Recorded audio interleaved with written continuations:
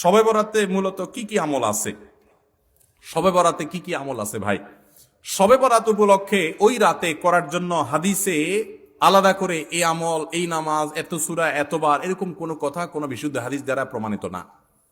কিন্তু আমরা অনেকে মনে করি শবে বরাতের নামাজ এত রাকাত, প্রথম রাকাতে অমুক সূরা এতবার, দ্বিতীয় রাকাতে তমুক সূরা অতবার, এরকম একটা গদবাদা সিস্টেম আমরা অনেকে বানায় নিছি না?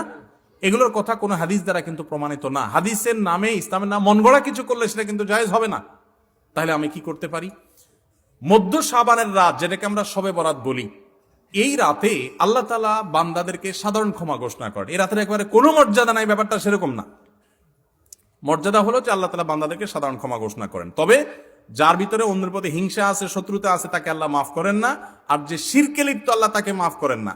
আপনি মাজারে সিজদা করেন আর শবে বরাতে সারা রাত মসজিদে সিজদা করতেছেন আর কান্নাকাটি করতেছেন, লাভ নাই, কারণ আপনি শিরকে লিপ্ত। শবে বরাতের সাধারণ ক্ষমা বা মধ্য শাবানের রাতের সাধারণ ক্ষমার মধ্যে আপনি পড়বেন না। এই জন্য শবে বরাতে আল্লাহ তাআলা সাধারণ ক্ষমা যদি আপনি পেতে চান, তাহলে আপনার কি করতে হবে? আপনার নিজেকে শিরক থেকে মুক্ত করতে হবে। শত্রুতা বিদ্বেষ কারোর প্রতি রাখা যাবে না, সবাইকে মাফ করে দিতে হবে। আল্লাহ আমাদেরকে তৌফিক দান করুন।